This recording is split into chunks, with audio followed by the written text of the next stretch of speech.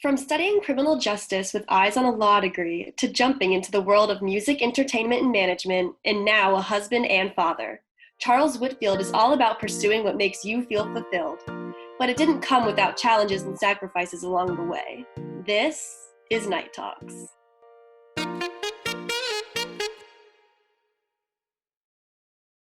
You mentioned how that kind of career on the road did wear you down a little bit mentally. Would you still say that it was worth it?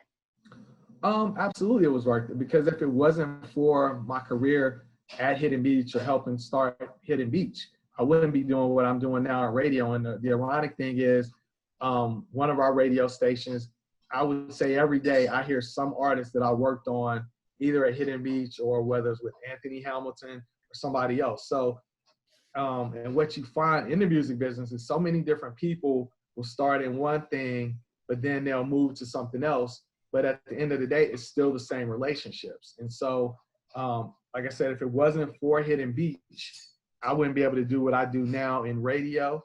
I wouldn't be able to do, continue to follow my dream and my passion, because music is music, entertainment is entertainment. And so, one, I'm blessed that I sit on, I'm a member of NARAS, which is the voting foundation for the Grammys. So I'm a voting Grammy member, which is one of a few in North Carolina. And so one, even by living in North Carolina now, I'm more of a known, because in LA, it's Grammy members everywhere.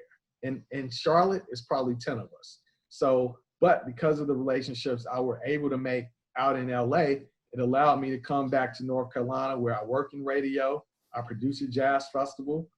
So at the end of the day, I'm still very entrenched in music. And to me, that's a blessing, but none of that would have been possible if it wasn't for Hidden Beach. What other chances did you take to make your career succeed? The biggest chance I had was I wasn't afraid to fail. So having worked in consumer finance, I worked at that job for 5 years prior to us starting Hidden Beach. And that was basically a real 9-to-5 job. It was almost like it was a consumer loan company, but the equivalent is like a bank teller.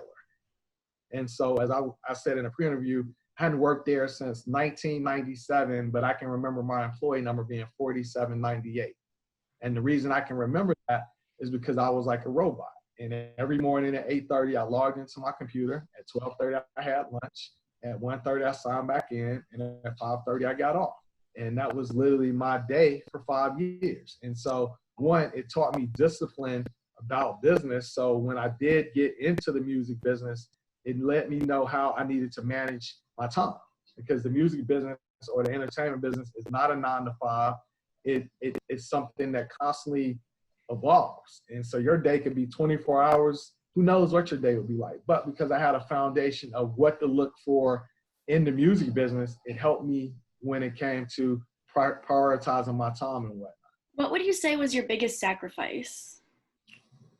The biggest sacrifice was just leaving my family and moving to LA. Basically, when we started the label, I grew up in North Carolina. I went to college in North Carolina. When I was working with the finance company, it was called Norwest Financial. And right as I was leaving in 1998, we merged with Wells Fargo.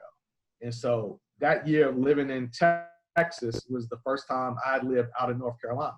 But from there to to California, the biggest sacrifice was me leaving my family, because all I had ever known was North Carolina. And when I finally moved to LA, I was 2,000 miles away from home, where I couldn't just pick up on the weekends like in college and say, hey, I'm gonna go home and visit my family for the weekend.